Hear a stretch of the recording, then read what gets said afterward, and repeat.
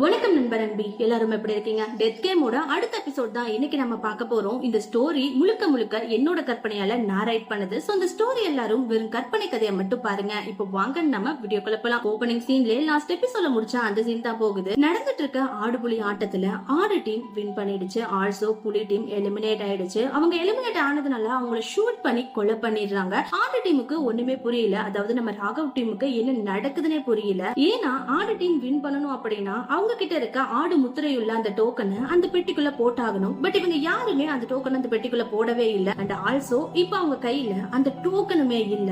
அதெல்லாம் பார்த்து எப்படி நம்ம வின் பண்ணிருப்போம் அப்படின்ற மாதிரி எல்லாருமே ஒரு மாதிரி கன்ஃபியூஸா பாத்துட்டு இருக்கும் போது நம்ம மதி எங்கேயோ பார்த்து ரொம்ப ஷாக் ஆகுறா. அவளோட கண்ணு திடீர்னு கலங்க ஆரம்பிக்குது. உடனே ராமர்னு சொல்றான். அதுக்கிட்ட அங்க எல்லாருமே திரும்பி பாக்குறாங்க. அந்த பெட்டி கிட்ட நம்ம ராமர் ரத்த வெள்ளத்துல உயிர்க்காக போராடி கிடக்குறாரு. அதை பார்த்த ராகவ் மனசுடைஞ்சு போயிடுறான். வேகமா ராமர் கிட்ட ஓடி போய் அவரை தூக்க ஆரம்பிக்கிறான். அதை பார்த்த ராமரும் லைட்டா சிரிச்ச மாதிரியே கண்ணை திறக்கிறாரு. என்னடா பண்ற அப்படின்ற மாதிரி கேட்க உடனே ராகவும் நீங்க எதுக்கும் கவலைப்படாதீங்க, உங்க உயிரை காப்பாற்ற வேண்டியது என்னோட பொறுப்பு, நான் உங்களை சாக விட மாட்டேன், கொஞ்ச நேரம் மட்டும் பொறுத்துக்கோங்க அப்படின்ற மாதிரி ராமரை தூக்க ஆரம்பிக்கிறான். அதை பார்த்த ராமர் ராகவ ஸ்டாப் பண்ணி இதுக்கு மேல என்னால உயிர் பொழைக்க முடியும்னு எனக்கு தோணல, அவ்வளவுதான் என்னோட டைம் முடிஞ்சு போயிடுச்சு அப்படின்ற மாதிரி சொல்ல அங்க இருந்து எல்லாருமே ஒரு மாதிரி சேடாக ஆரம்பிக்கிறாங்க. உடனே மதியம் ஏன் இப்படி பண்ணீங்க, நம்ம எல்லாரும் ஒன்னா சேர்ந்து இந்த கேமை முடிச்சிருக்கலாம்ல, அவசரப்பட்டு எதுக்காக இப்படி எல்லாம் பண்ணீங்க? எல்லாமே காரணமா தான். சாக்ரிஃபைஸ் பண்ணாம இந்த கேமை யாராலுமே வின் பண்ண முடியாது. அவனுங்க எல்லார்கிட்டயுமே துப்பாக்கி இருக்கு. அண்ட் நம்மளாலையும் அவங்க கண்ணுல மாட்டாம இந்த பெட்டியில நம்மளோட டோக்கன்ஸ போட முடியாது. சோ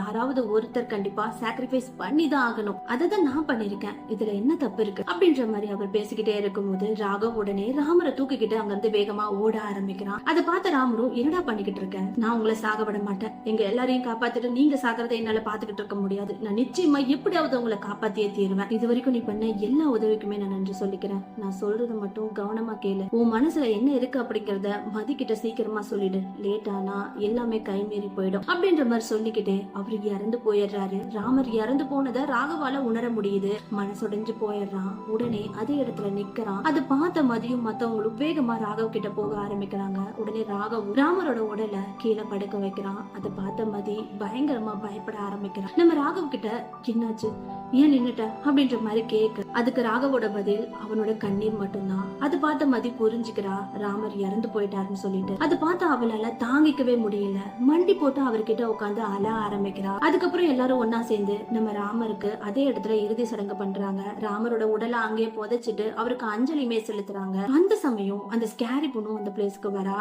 அச்சோ, உங்களை பார்க்கவே ரொம்ப கஷ்டமா இருக்கு. ராமருக்கு இந்த மாதிரி ஒரு மரணம் வந்திருக்க கூடாதுதான். ஆனா என்ன பண்றது, இதுதான் அவரோட விதி. எனிவே வாழ்த்துக்கள், லெவல் 5 நீங்க கம்ப்ளீட் பண்ணிட்டீங்க. நெக்ஸ்ட் கேம் இன்னும் கொஞ்ச நேரத்துல ஸ்டார்ட் ஆக போகுது. சோ கிடைக்கிற டைம்ல ரெஸ்ட் எடுத்துக்கோங்க அப்படின்ற மாதிரி சொல்ல அதை கேட்டு நம்ம ராகவுக்கு பயங்கரமா கோவம் வருது. அந்த ஸ்கேரி பொண்ணை அட்டாக் பண்ண போறான். அதை பார்த்து லாவண்யாவுக்கு ரொம்ப பயமாகுது. ஏன்னா ராகவுக்கு ஏதாவது ஆயிடுமோன்னு சொல்லிட்டு சோ ராகவை ஸ்டாப் பண்ணலான்னு அவ முன்னாடி போகும்போது நம்ம மதி முன்னாடி போய் நம்ம ராகவை ஸ்டாப் பண்ணி அவசரப்படாத, இப்ப நீ ஏதாவது அவசரப்பட்டு உனக்கு ஏதாவது ஆயிடுச்சுன்னா ராமர் ஐயா பண்ண தியாகத்துக்கு அர்த்தமே இல்லாம போயிடும், கொஞ்சம் பொறுமையாயிரு அப்படின்ற மாதிரி சொல்ல ராகவும் அமைதியாயிடுறான். லாவண்யாவும் முன்னாடி போறதை விட்டுட்டு பின்னாடி வந்துடுறா. அதை பார்த்து அந்த ஸ்கேரி பொண்ணும் பரவாயில்லையே நீயும் புத்திசாலியா தான் இருக்க அப்படின்ற மாதிரி நம்ம ராகவ் கிட்ட எனிவே நீ பண்ணது தப்பாவே இருந்தாலும் நீ சோகமா இருக்கிறதுனால நான் உன்னை மன்னிச்சு விடுறேன், அடுத்த கேமுக்கு கொஞ்சம் சீக்கிரமாவே ரெடி ஆகுங்க அப்படின்ற மாதிரி எல்லாம் சொல்லிட்டு அவ மறைஞ்சு போயிடுறான். அவ மறைஞ்ச அடுத்த நிமிஷம் அந்த இடம் காடாகுது.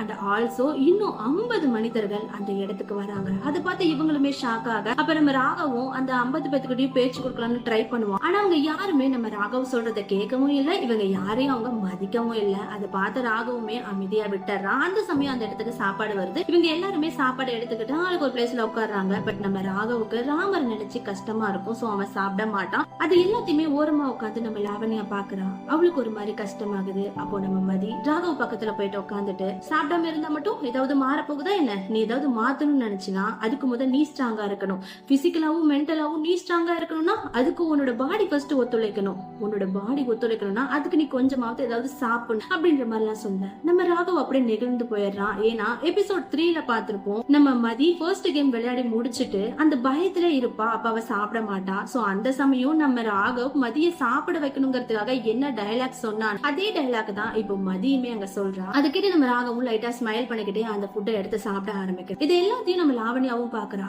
அவளுக்கு ஒரு மாதிரி ஃபீல் ஆக ஆரம்பிக்குது. சாப்பிடாம அந்த சாப்பாடை குணா கிட்ட கொடுத்துட்டு அங்க இருந்து ஓரமா போய் தனியா உட்கார்றா. அது எல்லாத்தையும் நோட் பண்ண சரத்துக்கு வேதனை அதிகமாகுது. ஏன்னா லாவண்யா சாப்பிடும் போது சாப்பிடலான்னு வெயிட் பண்ணிட்டு இருந்த சரத் லாவண்யா சாப்பாடு வேணான்னு சொல்லிட்டு போனதை பார்த்ததுமே அவன் ஒரு மாதிரி ஃபீல் ஆக ஆரம்பிக்கிறான். பட் லாவண்யா ராகவ நினைச்சுதான் ஃபீல் ஆயிருக்கா அப்படிங்கறத நம்ம சரத்தால புரிஞ்சுக்க முடியுது. அவனுக்கு ரொம்ப கஷ்டமாகுது. கோவமும் வர ஆரம்பிக்குது. சாப்பாடு அதே இடத்துல தூக்கி போடுறான். அதை பார்த்த குணாவுமே என்னடாச்சு உனக்கு, உங்க ரெண்டு பேத்துக்கு நடுவுல ஏதாவது பிரச்சனையா என்ன அப்படின்ற மாதிரி கேட்க உடனே சரத்தும் எப்படி எங்களுக்குள்ள பிரச்சனை வரும், எனக்கு தான் அவன் மேல கோவத்தை காட்டவே தெரியாது அப்படின்ற மாதிரிலாம் அவன் ஒரு மாதிரி விரக்தியா பேசுறான். அதை நோட் பண்ண குணா புரிஞ்சுக்கிறான். ரெண்டு பேத்துக்கு நடுவுல ஏதோ ஒரு பிரச்சனை இருக்குன்னு சொல்லிட்டு சோ உடனே நம்ம லாவண்யா கிட்ட போயிட்டு உனக்கும் சரத்துக்கும் என்ன பிரச்சனை இருக்குன்னு எனக்கு தெரியாது, ஆனா அவன் ரொம்பவே டிஸ்டர்ப்டா இருக்கான். அதுக்கு காரணம் நீ மட்டும் எனக்கு நல்லா புரியுது. என்ன பிரச்சனையா இருந்தாலும் சரி அதை இப்பவே பேசி தீர்த்துடு, லேட் ஆனா எல்லாமே கை மீறி போயிடும் அப்படின்ற மாதிரிலாம் சொல்ல அப்போதான் லாவண்யாவுக்கு தான் பண்ண எல்லா தப்புமே புரிய ஆரம்பிக்குது.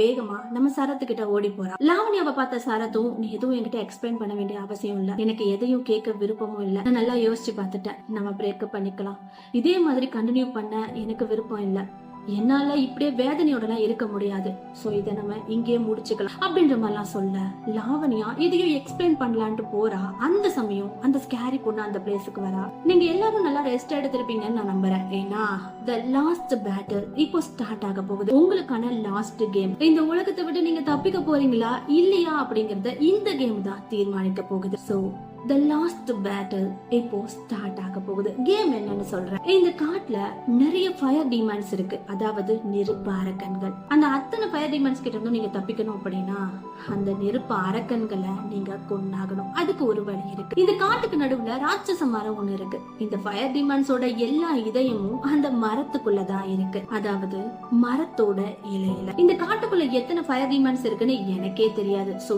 நீங்க தான் எத்தனை ஃபயர் டீமன்ஸ் இருக்காங்கன்னு தெரிஞ்சுக்கிட்டு அதோட இதயமான அந்த மரத்துல இருக்க இலைகளை பறிக்கணும். அந்த மரத்துல இருந்து ஒன்ஸ் இலை பறிஞ்சு கீழே விழுந்ததும் அந்த டீமன்ஸ் அழிஞ்சு போயிடும். அப்படி அந்த டீமன்ஸ் அழிஞ்சிருச்சுன்னா நீங்க எல்லாரும் இந்த கேம்ல வின் பண்ணிடுவீங்க. சோ கேர்ஃபுல்லா விளையாடுங்க அப்படின்ற மாதிரி சொல்ல அதை கேட்ட நம்ம ராகவும் அந்த ஸ்கேரி பொண்ணு கிட்ட 5th கேம்ல வின் பண்ணா எங்களுக்கு ஏதோ சலுகை கொடுக்கறேன்னு சொன்ன அது என்ன அப்படின்ற மாதிரி கேட்க உடனே அந்த ஸ்கேரி பொண்ணும் சரியான டைம்ல ஞாபகப்படுத்தின உங்களுக்கான சிறப்பு சலுகை ஒண்ணு இருக்கு, அதை சொன்னா நீங்க எல்லாருமே அப்படி துள்ளி குதிப்பீங்க தெரியுமா. ஃபர்ஸ்ட் அந்த சலுகை என்னன்னு சொல்லு. என்னால புரிஞ்சுக்க முடியுது நீங்க எல்லாரும் ரொம்பவே ஆர்வமா இருக்கீங்க. சரி அந்த சலுகை என்னன்னு சொல்றேன். இது வரைக்கும் ஒவ்வொரு கேமுக்கும் உங்களுக்கு குறிப்பிட்ட டைம் கொடுக்கப்பட்டுச்சு, ஆனா இந்த கேமுக்கு உங்களுக்கு டைமே இல்ல, நீங்க ஃப்ரீயா விளையாடலாம். எப்போ நீங்க அந்த டீமன்ஸ் அழிக்கிறீங்களோ அப்போதான் இந்த கேமும் ஸ்டாப் ஆகும். சோ உங்களுக்கு இந்த சிறப்பு சலுகை பிடிச்சிருக்கும் நான் நம்புறேன்.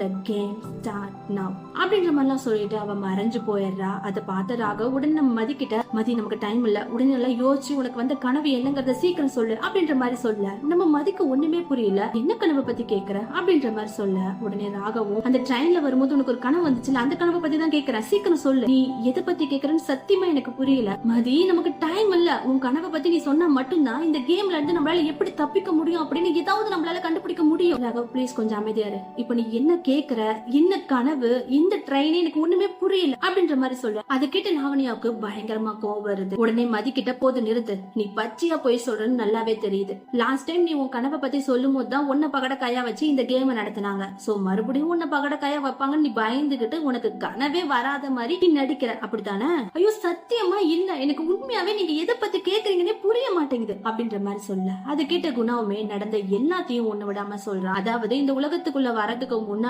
நம்ம மதிக்கும் ராகவுக்கும் கனவு வந்து ரெண்டு பேரும் ஒரே டைம்ல அந்த கனவுல இருந்து எழுந்ததும் அண்ட் ஆல்சோ நம்ம ராகவ் கனவுல வந்த மாதிரி தான் ஃபர்ஸ்ட் 3 கேமும் இருந்தது அப்படின்னும் மதிக்கு வந்த கேமை பத்தி ராகவ் கேட்கும் போது அவளும் சொல்ல போகக்குள்ளதான் அந்த கேம் ஸ்டார்ட் ஆகி அவளை பகடக்காயா வச்சு யூஸ் பண்ணாங்க அப்படிங்கிற எல்லா விஷயத்தையுமே குணாவுமே மதி கிட்ட சொல்றான். அது கிட்ட மதி ரொம்பவே ஷாக் ஆயிடுறா. உடனே ராகவ் கிட்ட தயவு செஞ்சு நம்பு ராகவ், எனக்கு உண்மையாவே என்ன நடக்குதுன்னு புரியல, எனக்கு எந்த கனவும் ஞாபகத்துல இல்ல அப்படின்ற மாதிரி சொல்ல ராகவ் அமைதியா எதையோ யோசிக்கிறான். அவனோட அமைதியை பார்த்த மதிக்கு ஒரு மாதிரி பயமாகுது. நீ இப்படி அமைதியா இருக்காத, ஏதாவது பேசு, ஒருவேளை உனக்கு என் மேல சந்தேகமா இருக்கா அப்படின்ற மாதிரி சொல்ல இப்ப 2 பேரும் ஒருத்தர் பாத்துக்கிறாங்க. ராகுவுக்கு மதி மேல நம்பிக்கை இருக்குமா இல்லையா?